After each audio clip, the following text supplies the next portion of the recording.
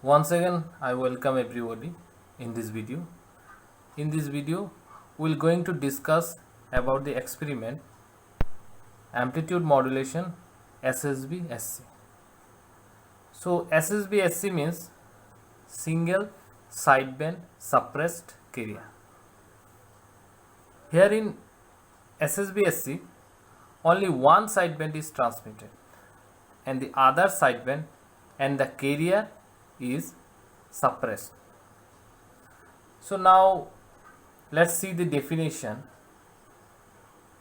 If only the two sideband of AM is transmitted and the sideband as well as the carrier component are suppressed, this technique is known as SSB-SC. So here the main thing is we are transmitting only one sideband. So previously we have seen in double sideband transmitted carrier, we are transmitting the carrier component as well as both the sideband. Next we have seen double sideband suppressed carrier. So in this we are suppress the carrier component and transmitting the two sidebands. So here in single sideband suppressed carrier, we are suppressing the carrier component as well as one of the sideband. So here we are transmitting, whether we are transmitting USB, otherwise LSB. So this is the figure for single sideband suppressed carrier modulation. So here you can see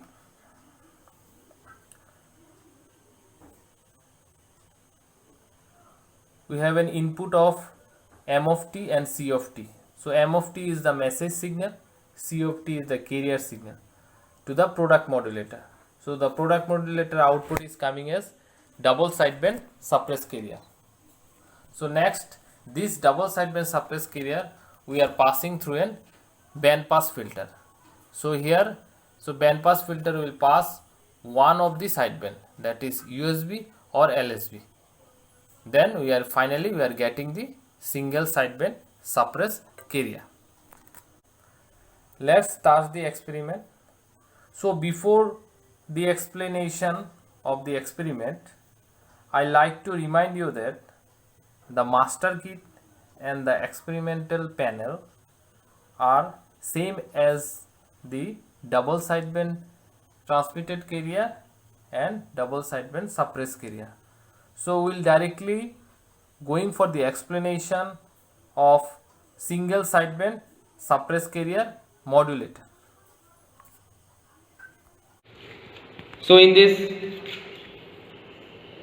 connection we have connected the single sideband suppressed carrier modulation. So in this experiment today we will going to see today we will going to study the amplitude modulation using single sideband suppressed carrier modulation and demodulation. So we have already connected the circuit as per the procedure. So here the main thing is that we have providing audio input to two mixer. So two mixer we are using here. So audio input we are giving one of the mixture input and another mixture input will be giving the 90-degree phase shift of the audio signal. Similarly, the carrier signal we are providing of 600 kilohertz and 1.5 volt peak to peak, that we are providing to the first mixture with 600 kilohertz and 1.5 volt peak to peak, and the 90-degree phase shift of this carrier signal to the second mixture. Then the output of these two mixture will be going to the summer amplifier, and then we are getting the output of single sideband suppressed carrier from the summer amplifier, which is having the socket number of 13. So here